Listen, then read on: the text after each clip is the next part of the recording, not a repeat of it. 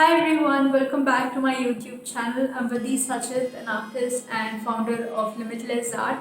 And for today's Friday video, I couldn't shoot something very amazing or something really nice because this whole week I was very busy editing my new Skillshare class, which is by the way awesome. And here's what I'm teaching in my new Skillshare class: these four beautiful patterns with gouache, and I'm so in love with these.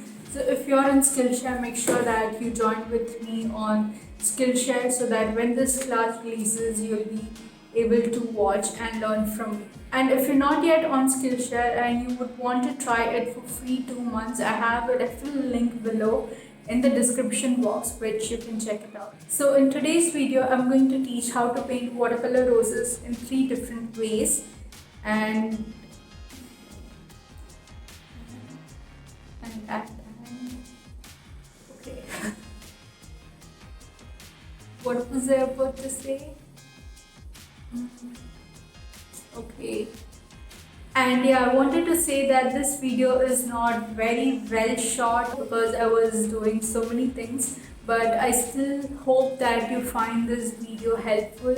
And before that, I would really like if you could subscribe to my channel and help my channel grow, because it really takes a lot of effort and time and my energy in shooting and also editing videos, which takes so much of time. So I really hope that you subscribe my channel and also share it with your friends and family and help my channel grow.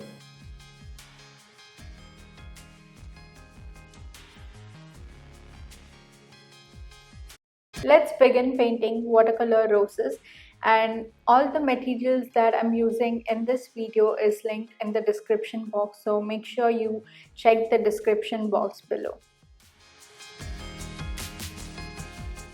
First, I'll paint a rose that I've seen so many beginners painting, and it'll have lots of gaps in between each and every rose petal.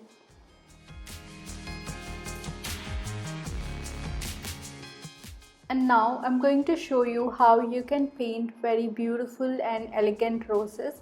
And the first step is to practice this C-shaped stroke like this. Next stroke that you need to practice is this large C-shaped stroke again, which will start with a very pointed edge, and as you come towards the bottom, you give a little bit of pressure on your brush and then gently lift the brush up. So by this you will get a nice variation, and if you master this brush stroke really well, it's going to be very easy to paint beautiful roses. So the first rose that I'll be showing you is with very simple brush strokes, and I'll begin with very small petals like this in the center, and as you move towards the outside, the shape of the petal and the size of the petal will get larger, and we'll be using the second brush stroke that we learned in the practice. Isn't that very easy? So the only trick is to paint these petals very closely. It doesn't matter even if it overlaps. The second way is wet and wet rose, for which I'm going to repeat the thing that I did for the first rose, and then I'll add some clear water around the petals that I painted in the center, and I'll drop some wet paint on top of it, and you can see that how beautifully it is blending because it has a water layer underneath. Isn't the second method also very easy to paint roses? And if you wish, you can also add some colors in between if you want to bring in some contrast for the rose. Third type of watercolor rose, the center part will remain the same, and for this one I'll be painting the petals in a very bold brush stroke like this, which means that all the petals that I paint will be different and it won't be touching each other, unlike the previous roses that I paint. So this will give a very expressive and a more dynamic feel to the rose. So these are the three easy ways in which you can paint a watercolor rose, and I really hope that this tutorial was helpful for you and you can paint better roses after this tutorial.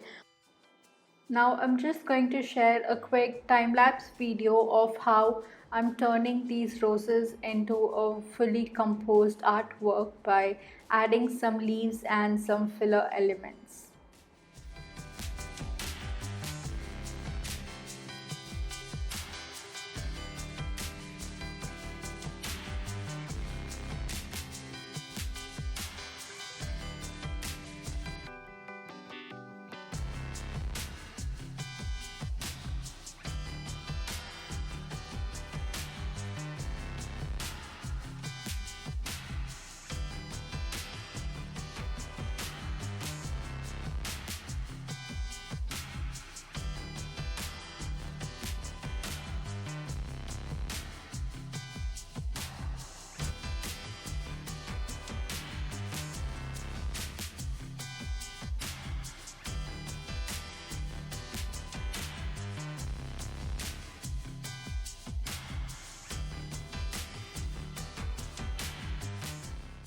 After finishing, this is how it will look, and I hope that this gives you a lot of motivation and inspiration to paint watercolor roses. Let me know which rose was your favorite amongst the three ways that I thought.